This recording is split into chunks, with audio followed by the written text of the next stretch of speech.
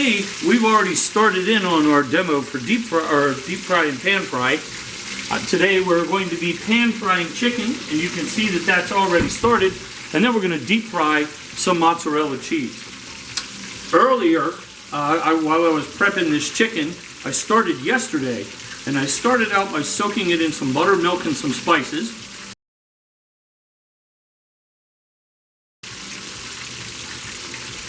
And then I drained it out.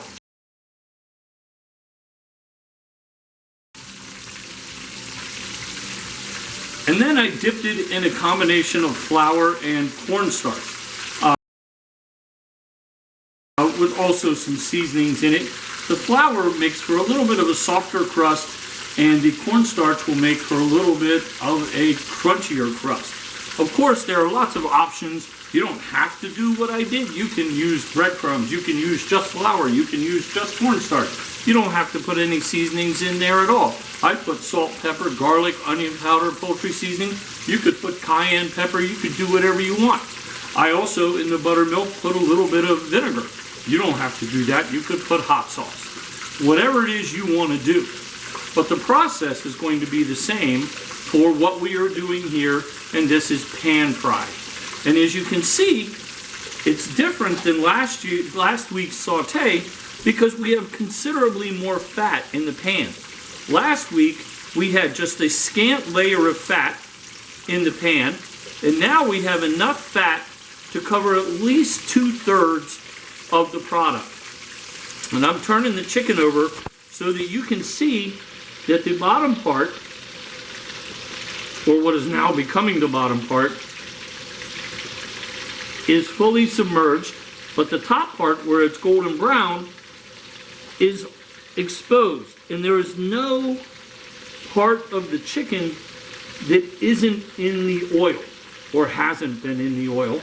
If we do, is the battery dying again? Son of a bitch. All right, if we do that, then we'll end up with a little stripe of raw chicken or raw flour. Real quick, I'm using 2/3 the depth of oil. How did I know what temperature it was? I could put a thermometer in it, but it's really not deep enough for that. So do you remember last week when I put a little bit of flour in the pan? I did that again. If it floats on top, it's not hot enough. If it sinks to the bottom and comes right back up, it's too hot. If it goes to the bottom and slowly comes back up, it's just right. All right, give me a second and let me change the battery again. Just so you know, that's Tracy. She's the one who's been filming it. Say hi, Tracy. Mrs. Chef says hi. All right, so let's go back to this. You suck. All right, come on. Okay, before we move on to the next part, deep fry, you can see some of this chicken is starting to get a little more brown than others. One of the problems with a cast iron pan is they tend to have hot spots. So move the chicken around a little bit. You can flip it every now and then. Chef, how long does the chicken take till it's done is the answer. How long is that? I don't know. It depends on how thick your chicken is, how long, or what the temperature of the oil is. There are so many factors I can't tell. But what you want to do is make sure that it gets up to about 160 degrees before you pull it out, because it has to be finished at 165. But of course you remember that from your ServSafe, because you are a good student and I know you remember all the sanitation things. So we're going to let that sit for a little while. We'll come back and flip it in a minute or two. The dog is behind you and he's going to get stepped on. Alright, so the next thing we're going to do is deep fry. And we're going to deep fry some mozzarella cheese, some fresh mozzarella cheese, a little bit of burrata. You can deep fry just about anything if you want. And what we are going to use is the standard breading procedure.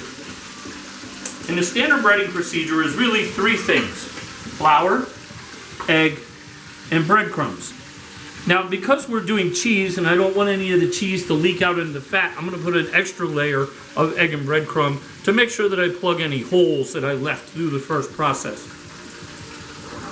This, just like the breading you did or the flouring or the cornstarching you did on your chicken, is up to you. You don't have to use flour. You can use almond flour. You can use whatever, something that adds a little bit of dryness to your moist product. The reason you add the need dryness to the moist product is because this moist egg won't stick to this moist product, so you need to dry it out. So we're going to dip it in the flour. And I'm going to keep one hand wet, this one, and one hand dry, this one, so I don't end up putting a flour coating on my fingers. A little bit of flour. That makes it dry enough so that the egg will stick to the cheese. Now, like I said, I'm using mozzarella cheese. You don't have to use mozzarella cheese.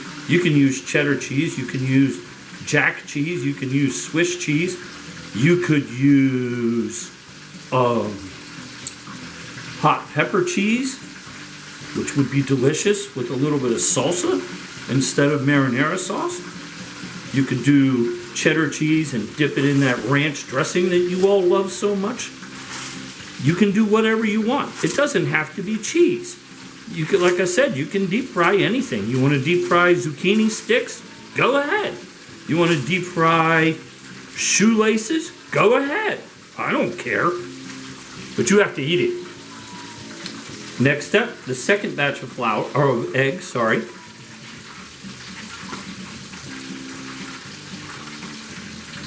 And then the second batch of breadcrumbs, so that I can plug up, like I said, any places that I maybe didn't get covered in the first batch of breadcrumbs. Any holes left in this, and the cheese comes flying out, and your fryer ends up with cheese in it, and your fried cheese is just a shell, no cheese. All right, so come back over here. You can see the pan fry. All right, it's starting to get a little bit golden brown. I don't know how long it's been, 10 minutes or so. We're not going to let this go too much longer. It's starting to like the color. Again, when you press on chicken, the juice should run clear. You're starting to get a good look on here. If your fat is too hot, you'll end up with really dark chicken that's raw in the middle. If your fat is too cold, your chicken won't cook. Pan fry, 2/3 covered. Deep fry, we're going to fully submerge.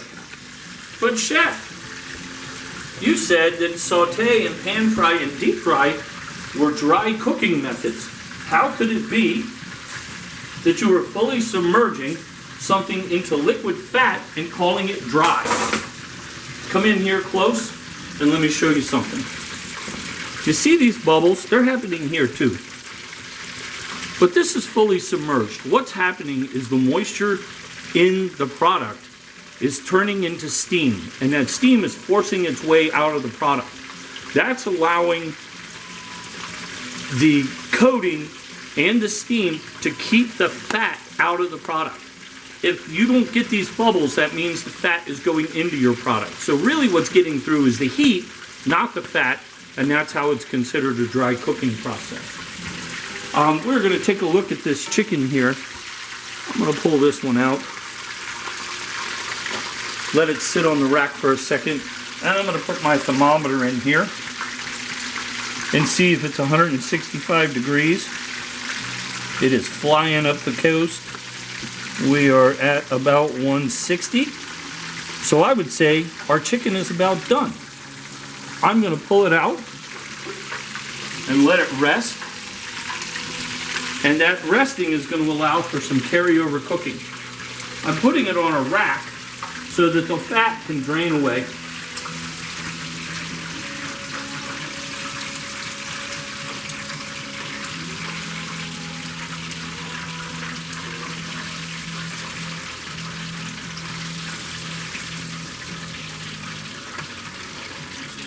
And I'm going to check on our little cheese.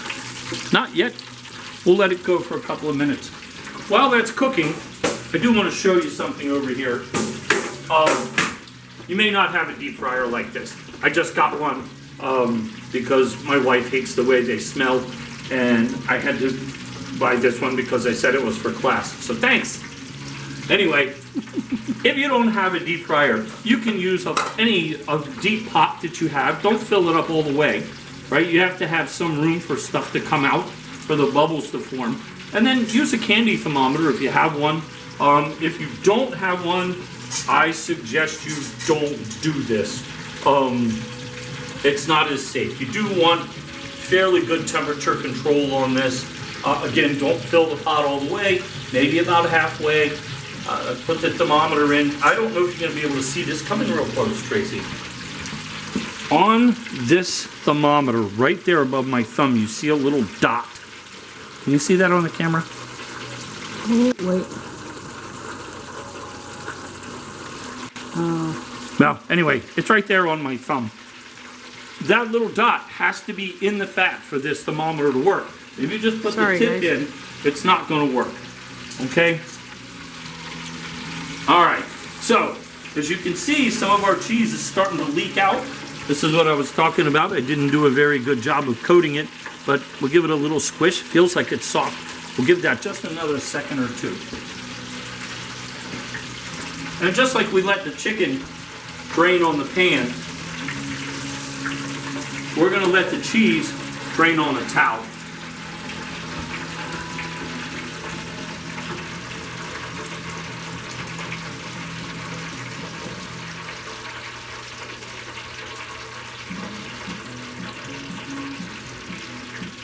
Now you could, of course, go and do another batch and another batch and another batch. If you wanted to keep your chicken warm, throw it in the oven. 175 degrees, keep it hot, and wait for everybody to come out of the living room and eat it with you. So, what are we going to do with this cheese? The obvious thing, that what everybody is familiar with, is you serve it with a little bit of marinara sauce. It doesn't have to be marinara sauce. Maybe you want to make a nice garlic aioli to go with it, or sun-dried tomato aioli. Maybe you want to use some Caesar salad, something like that. But it also might make a neat caprese salad. Let me get this plate out of the way. All right, you have some fresh tomatoes. You put a little bit of salt and pepper on it. Just fresh cracked. A little bit of balsamic glaze over the top. And then maybe some basil oil or fresh basil, whatever you wanted to do. Drip it on there. Summertime's coming. You still want fried food. This is a good way to do it. And then we'll put a couple of pieces of fried cheese on there. Okay. You can see those nice fresh tomatoes. Maybe I like it like that a little better. All right. Nice little appetizer for the summer. Now the other thing we have is the fried chicken. And we could put that on the plate. But all of us know, come here, look at me, with the camera. All of us know, you're not making your own fried chicken. Nobody's making their own fried chicken. You know why nobody's making their own fried chicken?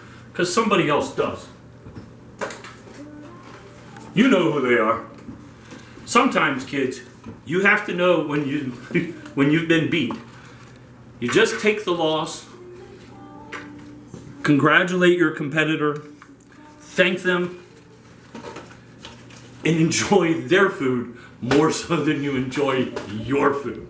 Oh, baby blue, don't cry, and don't you go